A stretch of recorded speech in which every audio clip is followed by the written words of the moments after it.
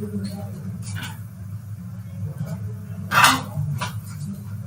morning and welcome students and learners to the today's session of marketing management. We pick up from where we had left yesterday. Today we cover a few more topics, just an overview again, not detailed. To begin with, we take up consumer behavior. All of us are consumers. All we, our friends, family, neighbors, all make purchases. So, why it is that each one of us has a different preference while buying a product or availing a service? So, you find that one of us is unique in many ways, and this uniqueness is reflected in the way we make our purchases. If we have to define, we can define it as those acts of the individuals here means consumers, which are directly involved in obtaining, using, and disposing of economic goods and services, including the decision processes that precede and determine these acts. To elaborate a little, what is economic goods? And not then only goods, something we pay for. It may not be that discernible and analyzed while getting a service or a good, for which we don't have to pay. But when we have to pay for it, our actions are slightly different. And it will also include all that goes on, all the steps involved before we make a decision to buy a particular product, and what happens subsequent to that after we have bought it. All these acts are part of the consumer behavior. As an organization, if it happens to a business organization, it is again similar in terms of the uniqueness that our organizations make the purchases, but the procedure involved, the preferences again differ. Of course, an individual buying something for himself has a different context in which he expresses his likes and dislikes, but he may be buying the same thing as an organizational buyer on behalf of the organization. Then he is guided by the policies and procedures laid down by the organization. For example, suppose a person wants to buy a laptop for his personal use. He is free to decide what storage capacity, what RAM, look, and other things about the laptop. But when suppose he is working as a purchase manager for an organization and buys the same thing for his organization, then his preferences are curtailed because of the laid down policies and procedures, rules and regulations of the organization for which he is working. Why it is important for the marketeers to understand the consumer behavior? So that a marketer needs to understand the consumer behavior so that he can determine his marketing strategy according to the preferences of the consumers. If he knows how a consumer is likely to react when an offering is made to him, he will be able to change his marketing strategy to match that. Because technology is changing very fast, so consumers' preferences and tastes also keep on changing. And in this changing environment, an understanding of the consumer behavior provides a very clear guideline, a clue to the marketer how to approach the buyer. Consumer behavior is not one-time thing. It is a process, continuous process, and actually this is just one part of the process. There are many things which he goes through even before he actually makes the purchase. And post purchase also, the way he disposes of the product will also be different for each individual. Understanding all these factors which go behind this will help the marketer. The marketer will never be absolutely accurate. He will never be able to totally understand how the consumer reacts. But he can have a fairly good idea, and to that extent, the risk associated with the marketing strategies will get reduced. That is what is useful for the. We had discussed, I think, earlier also the distinction between the buyer and consumer, but since we are talking of consumer behavior, so again, to repeat, buyer may be person different from the actual consumer. He could be, the buyer and consumer could be same. The person buys for himself, consumes himself, it is the same person. But most of the time, buyer may be different, like buyer, head of the family buys and family consumes, or in case the organizational context, the purchase department, purchase officer, purchase manager, they do the purchases for the organization, and the rest of the organization makes use of that. So, whom should you target? The repetition here is to be able to understand that as a marketeer, because of the preferences we are talking of, who should be target of your promotional advertising, publicity, or for in terms of study of no preferences. Safer thing is to focus on both, because both influence each other. Both buyer as well as consumer should be studied for determining your strategy. This model of consumer behavior, because it is expanded, it may not be very sharp image, but to get over this problem, we have gone this same thing we have repeated here. What is a consumer exposed to? He gets certain inputs from the market about the product, price of the product, place, channels of distribution, place where it is available, how it is promoted, advertised, publicized, and some other external influences from the macro environment, economic, technological, political, social. We have talked of that by talking of macro and micro environment. All these inputs come to the consumer, are processed in his mind. And the processing, because of the different personality characteristics, which include psychological, cultural, others, decision process for the same stimuli for each individual will be different. All this goes on in his mind. Inputs are received, processed in the mind of the consumer, and output comes by way of consumer's decision and follow-up action in terms of first thing he decides is what product to buy. Next step will be for that product, which brand to buy, then from whom, which dealer.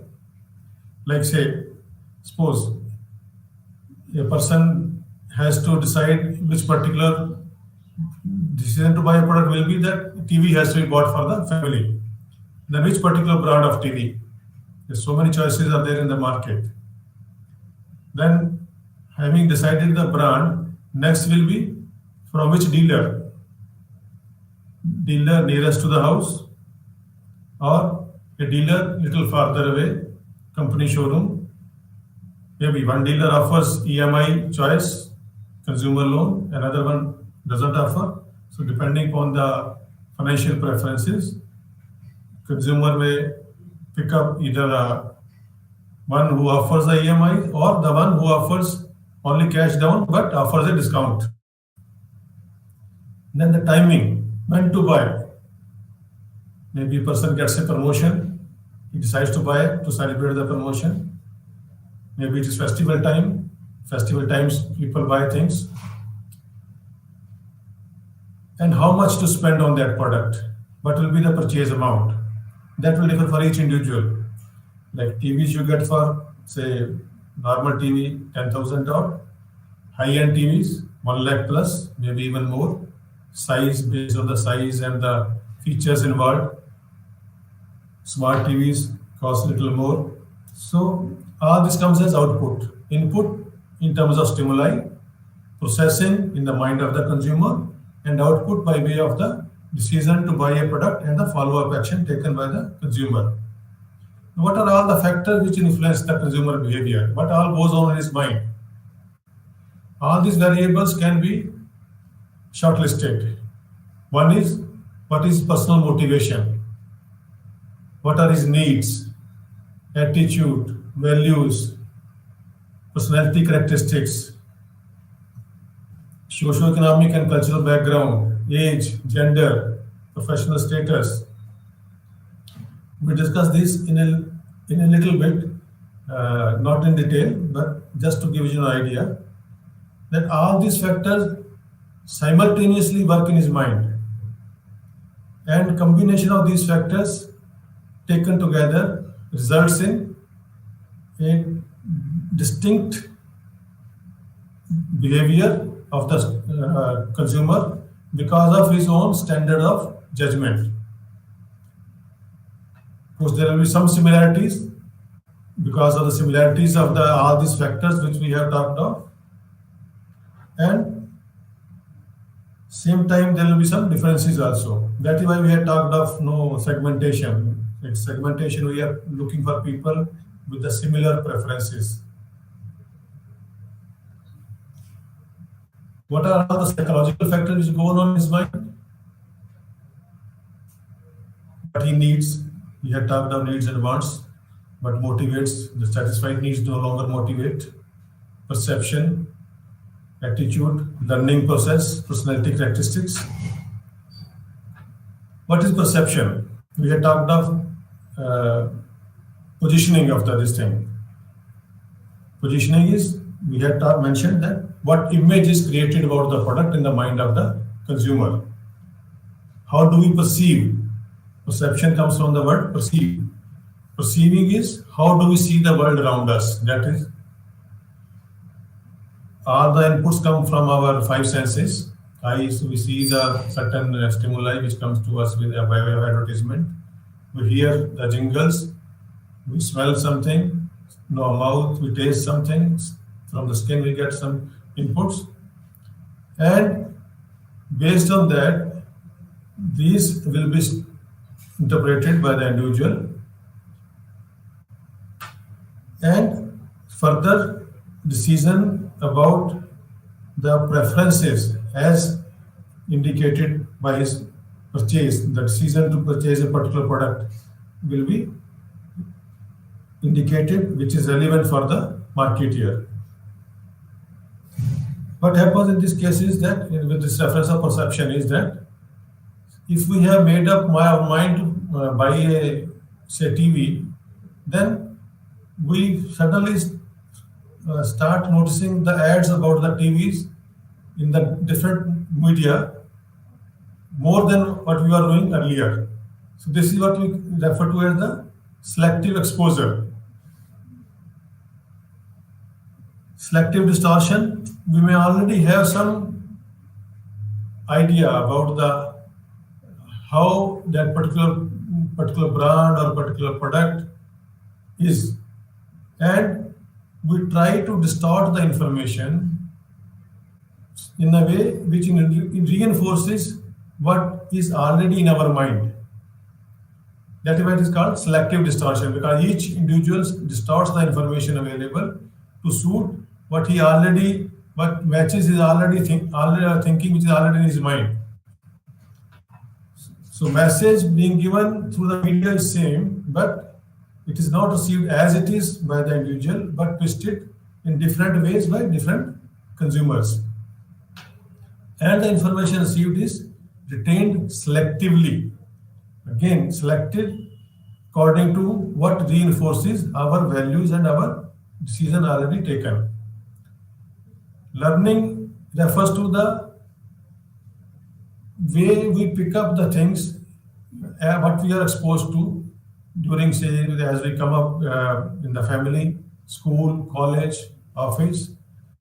We pick up certain things which become part of our learning experience, and we tend to behave according to that learned behavior. From the marketer's point of view, important thing is that a consumer can be made to learn certain things. So he should build up his marketing strategy, which will help help. It is supposed to help, but it is basically to manage the way his learning process goes on. So make him learn that this particular good, his good, marketer's good or that particular producer's good is good and worth patronizing. We should go for it. Beliefs is the way we think that the particular about a particular thing. It may be based on real facts or not necessarily. It may be just our thinking, a notion or an opinion we have about certain thing. Attitude is again enduring feeling, which based on which we evaluate and which shows our approach towards a particular idea or the object. So if for a marketer's point of view, if the product fits in well with the beliefs and attitudes of the buyer, then it is much easier to persuade him to buy that product. Personal factors in the life cycle stage, age, like say, suppose one wants to buy a car, a young adult will think of the how fast it goes, what is the pickup, or a more senior person will be thinking in terms of the average, how far it goes, not how fast it goes, what is the average it will give. So accordingly, each of these factors, gender, stage in family life cycle, your education level, occupation, income level, interests, opinions, everything has its impact. And then they all work simultaneously. The more important thing is that they all work simultaneously. It's not in isolation. Social factors, the way we interact with our family, friends, leaders, that also affects our thinking. All these taken together as referred to as the reference groups. Reference groups, basic group is any two or more people who can interact together is a reference group. So our first reference group is normally a family. The second reference group may be friends. So they can be divided into primary group and the secondary groups. Primary group will be our family, friends, neighbors, colleagues in the office. Secondary, others other than these. Of course, more importance is given to the primary groups than to the secondary groups. While when we are trying to take a decision and we try to consult our reference groups, more importance is given to the advice given by the primary group than the advice given by the secondary group. Of course, from advertiser's point of view, the advertiser tries to make use of the celebrities, experts, and then sometimes it is a common man. These are things are not meant for the rich and the famous only, but for common man, this is what is desirable. This is the way things are promoted. Of course, we can further divide it into formal and informal groups, friendship groups, work groups, consumer action groups. It is just in going into the details. And because of the time constraints, we will not be going into those details of these groups. Because one thing is important is that a person of whom he is a member tries to conform to the norms of that group. And within that group, there may be certain which are called opinion leaders, the one who lead the group and have their own opinions, and others normally are the receivers. Leaders will be one or maybe a couple of them, most of them are the receivers, but they tend to follow the opinion given by the leaders. So, if a marketeer can influence the opinion leader, it is much more easier to influence the group. Cultural factors, again, all the customs, traditions, the work patterns, knowledge levels, all these have become part of the cultural factors. Because of this culture, like an individual has a personality of its own, each group within the society develops a separate personality.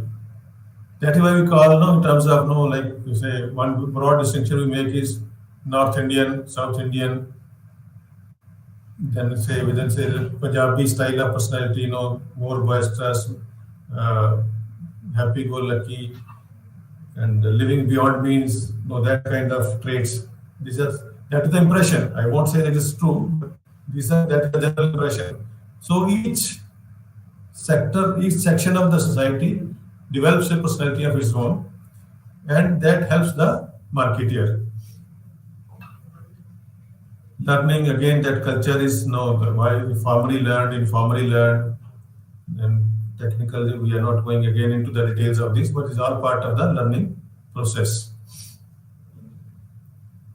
What have been the recent shifts in the culture in general? One thing is that most of us are now inclined to seek convenience.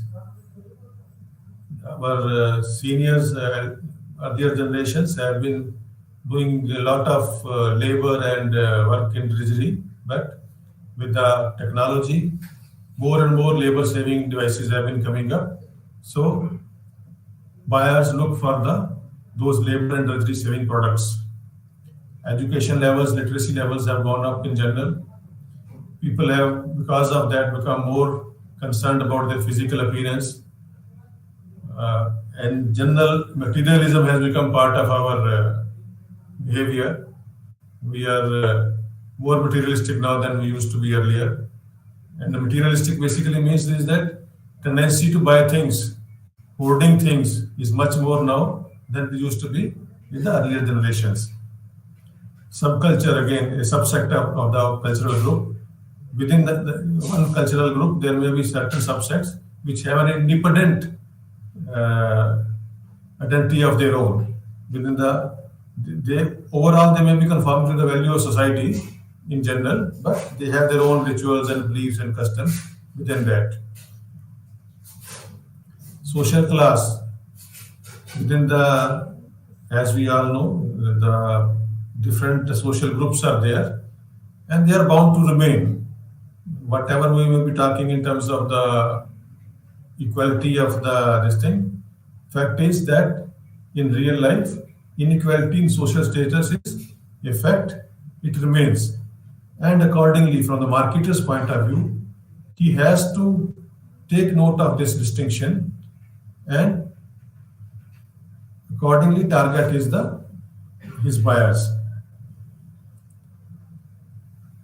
What all goes into the decision-making process of a consumer? As we have mentioned earlier, the lot of stimuli which goes as input to the consumer.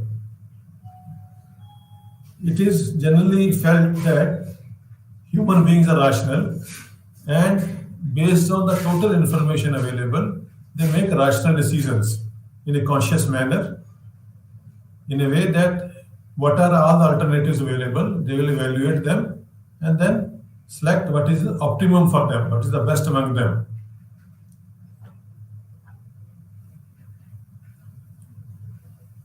But fact is that in the real life,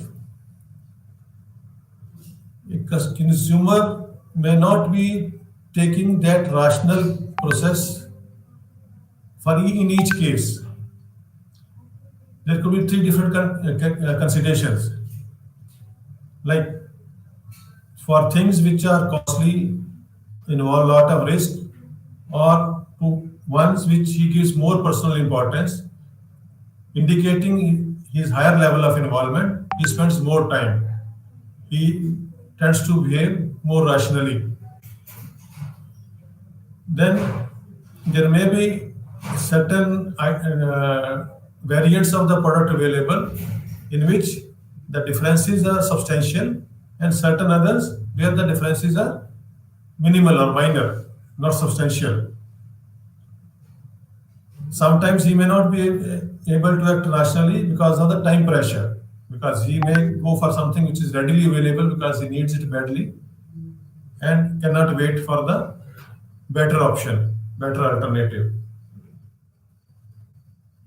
So because of these considerations, his buying behavior can be categorized into three categories. One is routinized response, where the degree of involvement is very low. So items which are frequently purchased and cost low, like say toiletries, general cosmetics, groceries, they are bought frequently, regularly, and overall cost is not very high. So the response of the consumer is become a routine. That is why we use the term routinized response behavior. Next step will be what we call the limited problem solving. When the consumer would like to spend more time, get additional information, analyze that, it will be for the products which are he is not familiar with or which are little more costly, on which he knows he is able to get the information about the differences between the different variants of the product. Extended problem solving is when he goes in for the much more detailed information gathering, analysis and all. It may be when he goes for buying an absolutely new product, or he goes for buying a very costly, say, buying a car. When the consumer plans to buy a car, he may be in that extended problem solving mode. He will spend a lot of time and effort in deciding which particular car to buy, which brand, from which dealer, and all those steps which we had mentioned earlier. Of course, in these categories, there will be some overlap, depending upon the personal preferences and the income level, disposable income levels of the individuals. There may be some overlap. Like say extended problem solving, a normal middle class person may be buying a car once in 10 years, and a rich person may be changing his car every 2 years. Whenever the new model comes or some new brand is introduced, he may go for it. So that to that extent, there will be some overlap in that decision-making process. I hope this slide is more clear. The steps involved are recognizing the need. When the consumer recognizes that what does he need, what does he want, and based on that, he tries to gather the information. What are all the alternatives available? Detailed information about that, and then he tries to evaluate those alternatives. He tries to find out the plus and minus points of each alternative, and tries to pick up what is the best suitable for him. Now, the best suitable or optimum may differ for each individual for all the factors which we have mentioned earlier. But each individual tends to do that. Then, optimum option, then purchase decision is made based on that. Having purchased, then post-purchase behavior will also be different. That may depend upon what were the expectations to begin with. Same thing, the same slide we have put it in the words here. Of course, it may so happen that for the routine purchases, the step 2 and 3,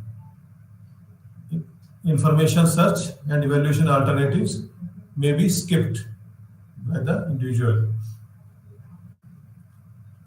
In case of a family, there may be many people who are involved in the process of the purchase decision. They are categorized into six different categories.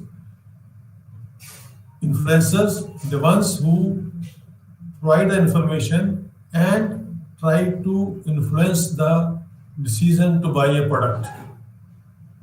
Gatekeepers, those who, like a gatekeeper tries to control the flow of information, they can control the flow of information about a product and service so that what goes to the other family members is influenced. They may restrict the flow, they may let only some information be available and not let all the information be available to the other family members. The one deciders who actually have the power to decide. They may do it unilaterally, they do it in consultation with others of the family, they may be doing it jointly. Then, having decided, fourth category is buyers, those who actually buy. Family doesn't go to buy, family decides. And the buyer may be head of the family or the lady who is in charge of the, say, kitchen and other things. She may be the one, the actual buyer. Preparers. Preparers basically is making a change into or preparing a product or transforming a product for actual consumption. Like housewife may be buying the groceries and prepares that as a family meal, which the family can consume. And then the last one is actual users, those who are the ones who make use of that or consume that. Now, in case of organizations, what do the organizations do? We have been talking of the individuals. Some steps are similar, some steps are little different because what we had mentioned earlier, that an individual buying for himself has his personal likes and dislikes. But when he is buying for an organization, then he is guided by the policies, rules and regulations of the organization. So first step is saying need recognition, but in the second step, that need is described in detail. Details of that need will be given, like say, again, if you go for laptop, example of laptop, then how many laptops do we need? An individual consumer knows that he needs one for himself. But an organization may need that. At what level they will give? Will they give to every worker? Will they give to only middle management? Or they will give to only top management? Like that. How many will be needed? Description of that. Then the specifications. Laptop, what will be the specifications of that laptop? What SIM? What storage capacity? What kind of RAM? All those details will be gone into. Then of course, next stage will be which particular supplier. So we try to search different suppliers. As part of that, we may see proposals from so many different suppliers, giving them our specifications and asking for the quotes. Having received that, we evaluate those quotations, and we may pick up a one particular supplier who will supply to us. Then that particular order will be given order. Giving his specifications will be given to him. And after usage, then the performance may be reviewed. It may be reordered if so required. The order may be modified, or if it is not have been a happy experience, it can be decided to drop that supplier, go for a different supplier next time. What factors affect the organizational buying? I hope this slide is clear to you. Environmental factors, organizational factors, interpersonal and personal factors. They all become part of your environment. We have talked of that earlier. Economic, technological, this thing as part of environmental. Organizational factors. What are the objectives of the organization? What policies and procedures it follows? What are the systems evolved? Then within that organization, within the different persons in the hierarchy, who exercises the authority? What is the interest level? And then the person who is invested with the authority, these personal factors also happen to have a play. Same thing we have repeated here in the slide. For ease of this thing, if that slide was not clear visibly, you see the same things here. So far we have been talking of the consumer behavior. How does the consumer behave about buying a product? And product here, of course, includes the services also.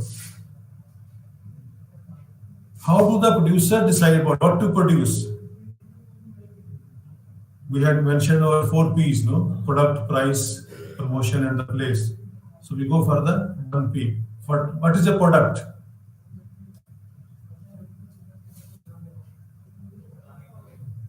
Something which is offered to the market, to a consumer, and satisfy his need or want. So a product from that point of view may include physical goods, services, experiences, different information, idea, all that become part of the product. Or services, of course, become a special type of products, and for them we have talked of 4 P's. For the services, it may be 7 P's. In addition to product, price, place, and promotion, other 3 P's are people, processes, and physical evidence. And customers will be evaluating the product based on the features of the product, quality of the product, and at what price it will be available. Important point to understand is that though a person is physically buying a product, but his interest is not in that physical product as such, but in the benefits that that product will provide him, the satisfaction or the utility which will be able to derive from that physical product. So we are offering a physical good or maybe a service, but what the consumer is acquiring is whatever utilities or benefits he will be acquiring from the product. So a product has physical characteristics as well as psychological characteristics. So how do the people will perceive the product is important for if we are when we are evaluating the actual characteristics of the product. So to be able to decide what should be produced, a marketeer has to consider 5 different levels which the customer values. First is the core benefit which the customer is looking for. Like say you buy a mobile, what is the core factor? To be able to talk when on the move. That is the core benefit. The next is the basic product. That core benefit turned into a product. Being able to talk while on the move is possible through a mobile. So mobile becomes the basic product that provides the core benefit of talking when mobile. Then expected is, now these days at least we expect that the mobile will have the MP3 with the music system. You will be able to log into music. Then you will be able to have the internet facility. You will be able to have a camera. These are the basic features. Like these are the basic features we expect now. They were not always there. So initial mobiles and the current mobiles, the set of attributes which we will expect in the product has changed. And that happens for most of the products. What we are looking for in a product keeps on changing. Augmented product is something which is there more than what the consumer expected, the customer expected. Like say customer expected a camera, but what the marketer came up with was the dual camera, front camera as well as the back camera.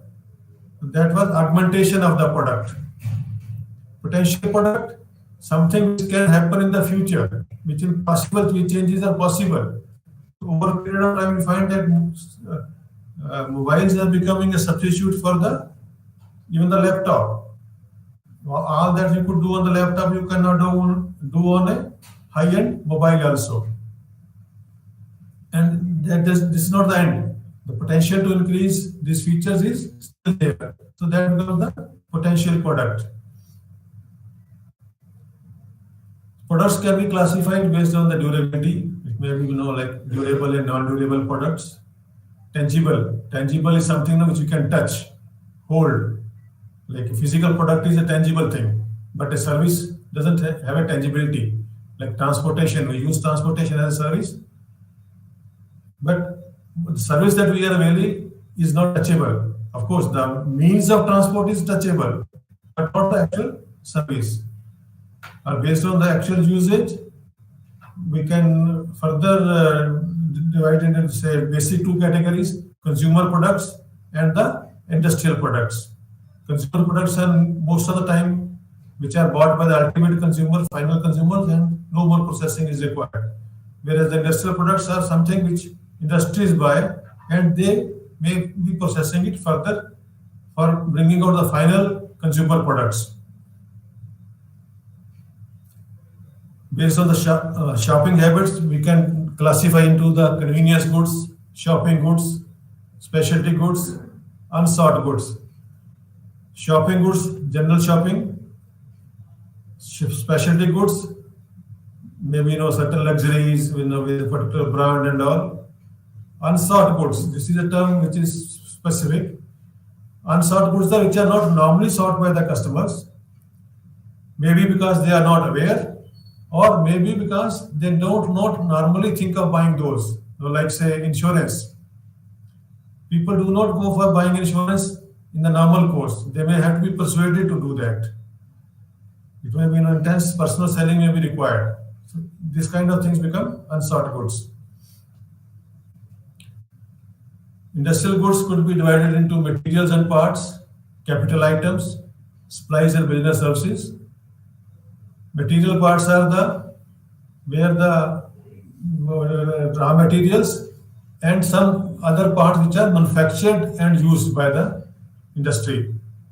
Capital items like the machinery, the capital machinery which is used for the making the capital final products, finished product. Supplies and business services, supplies of the raw materials and other business services which the industry needs for the converting the goods.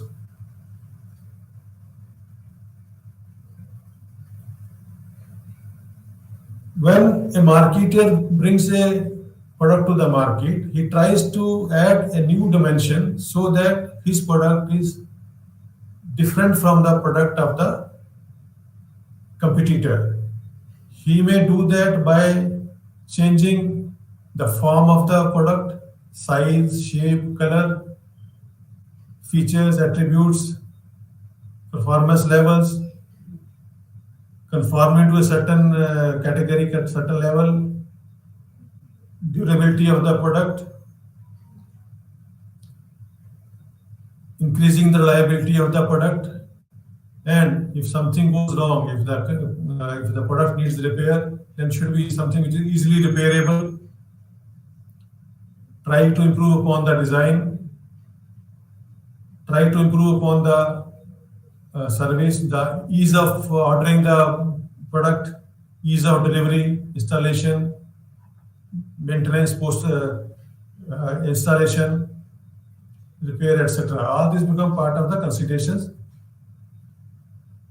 Now, we have been talking of a product, but a company may be producing more than one products.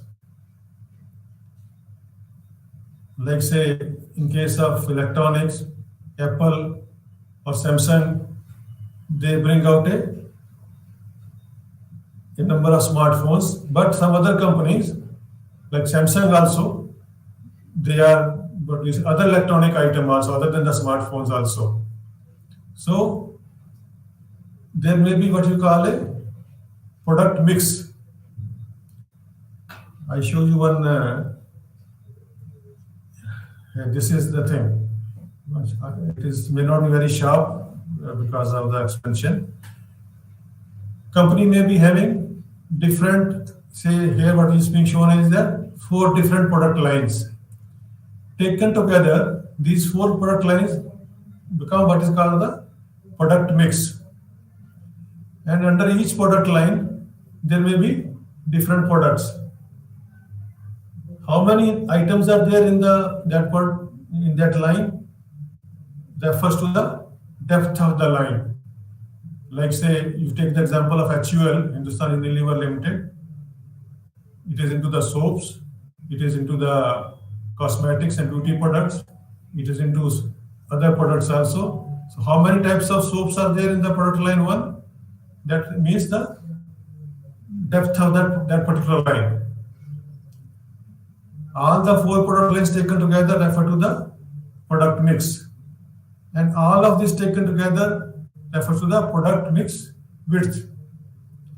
And it may be possible that within the same product line, there may be 2-3 different categories of products, type 1, type 2, type 3. So they taken together will be referred to as the product line length. You should not get confused. Product mix, to repeat the whole thing, different types of products. If the company is producing multiple products, for each product category is treated as a separate product line. How many variants of the product in that product line will be considered as the depth of that line. Product mix and product line all taken together is the product mix width. And within one product line, if there are more than one variants of the product, type 1, type 2, that will be taken as the product line length.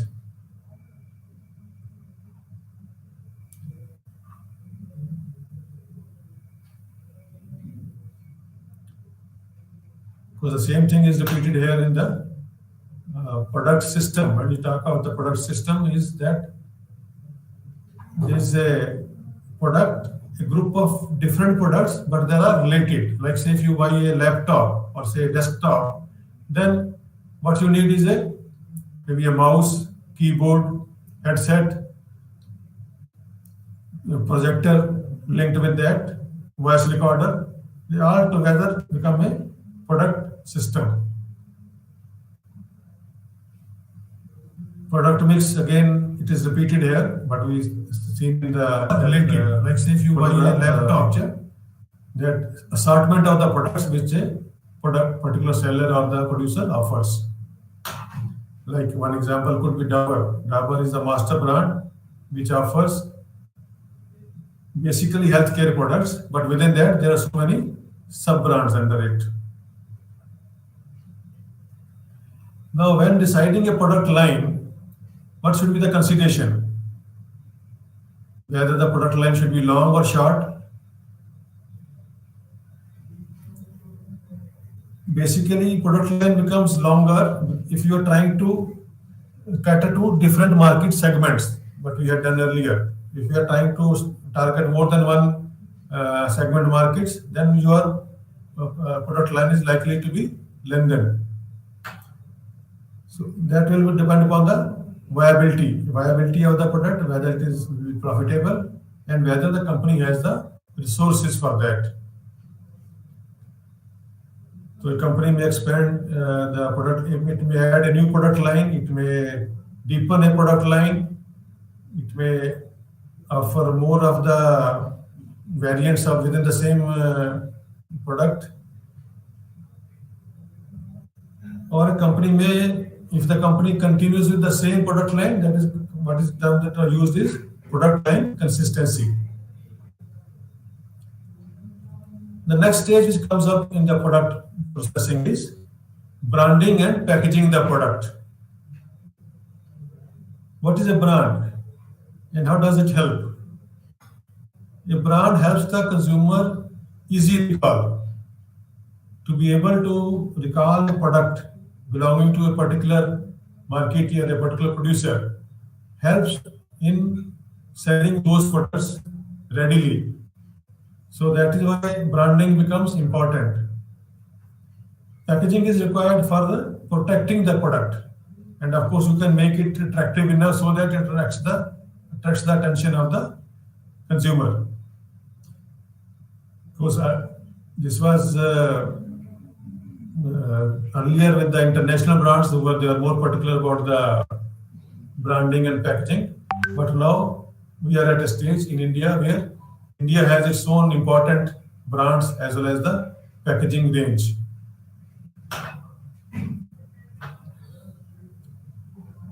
What a brand is? The definition of brand is a word, a mark, a symbol, or a device, or a combination of all these word, mark, and symbol, which is used to identify a particular product or a service.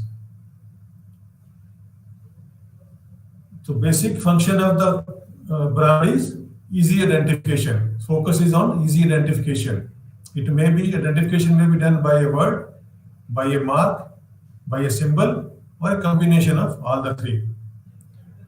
Brand name is something about the brand which is represented consisting of a word, a letter, or a group of words or letters which together form a name. Again, the purpose is easy identification of the group and services of a seller or a particular group of sellers and differentiate them from the competitors. Like say ready-made clothing. You have some ready-made clothing which is available in the market without any brand name, some with a brand name. Allen Solly, Arrow, like that.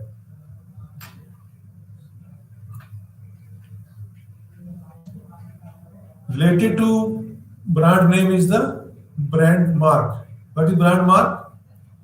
Is a symbol which is used for the purpose of identification.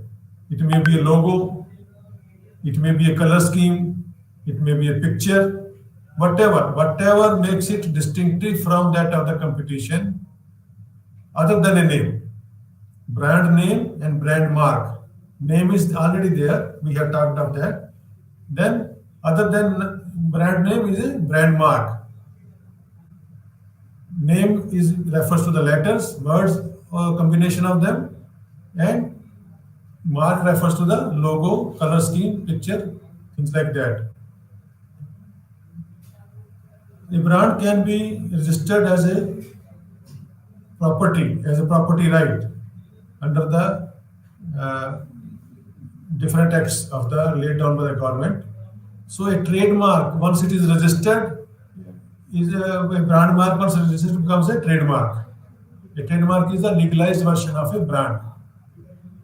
When it is registered, then it is possible to take action against the person who tries to make use of that particular brand or name against the original owner, original seller. With respect to branding, the decisions to be taken include, first thing is selecting the brand, and even before that, it may be whether the product should be branded or not. And if you decide to brand, who should sponsor the brand? Like say, what is the advantage of a branded product? A branded product commands a higher price in the market. Like if, again, you should take the example of the clothing, ready-made clothing. A clothing which bears a particular brand commands a higher price than the ones which are there without the brand. Now, what kind of quality should be built into that? In terms of whether it should be the particular, depending on the product, the quality aspects of a particular product will vary. It will be different for different products. Another important decision with reference to branding will be whether each product should be branded individually or it should be family branded. Like one example here is LIC, like Jeevan Bima, Life Insurance Corporation of India. They bring out different types of policies, but they all start with the name Jeevan. The logo is common, two hands protecting a flame, and names which are given to different types of policies are Jeevan Bima, Jeevan Shanti, Jeevan this. Everything is preceded by the word Jeevan. This is typical example of family branding. Individual is when each product is named individually. There are plus and minus points for both. When a family branding is used, that means that for each individual product, you need to spend less effort, less money, because that name is already recognized by the consumer. But it can work negatively also. If the consumers develop a negative image about this particular product, then the subsequent product coming against that under the same brand name will be viewed negatively by the consumer. And development of brand costs money. It comes up over a period of time. And during this period, it is necessary, it is required by the company to maintain the quality, the features, and consistently. Then only that brand is built up. It cannot, rather, it should not happen that the brand is built up and over a period of time, the manufacturer reduces the quality gradually. That will put the brand into disrepute. Of course, for the sellers, the advantage is, like they can develop brand loyalty. And if the brand loyalty is developed, that means the consumers will do the repurchase of the product without much effort. And it costs much less money to have retaining consumer rather than adding a new consumer.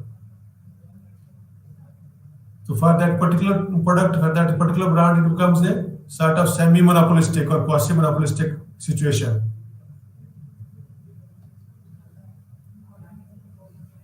Society in general gains because for maintaining that brand's image, the producers are likely to maintain the quality level.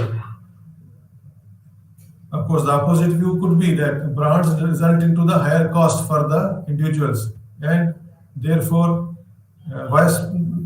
because the higher costs are there, so the branded products normally cost more than the non-branded products. So consumer finally ends up paying more. All the cost which goes into developing the brand is finally recovered from the consumer only. So whether we should brand a product or not will have so many considerations. What are the advantages likely to be from branding? What are the estimated cost? What are the likely gains from that? All these considerations will have to be taken into account.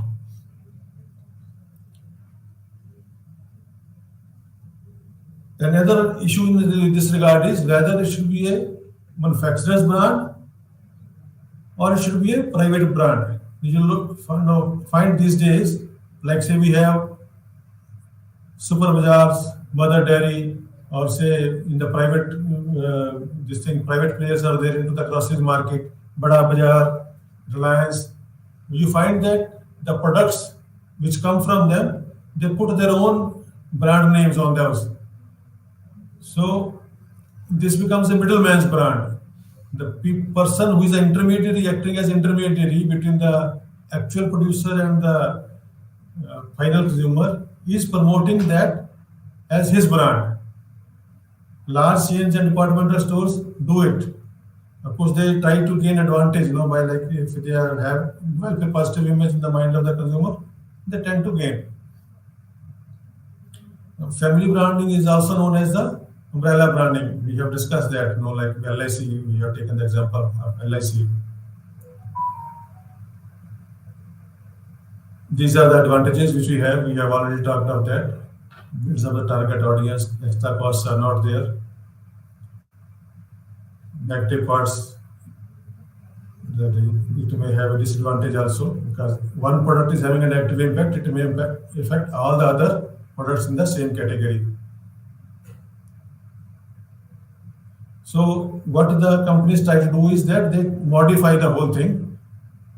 A firm may take different brands, but overall common name is given. Like say, in the case of Tata's, there are different products, each has a different name, different category, but the term Tata product, it's a Tata product because Tata product normally inspires trust, is taken as reliable by the market. So the word Tata product is normally added on to that. Brand name, when taken, should be easy to pronounce, easy to remember, and it should be possible to legally protect it. We are running out of time. We'll pick up from here in the next session and go ahead with the sessions. Thank you, everyone. I hope you have gained from this today's session, and our next sessions will be equally productive. Thank you all.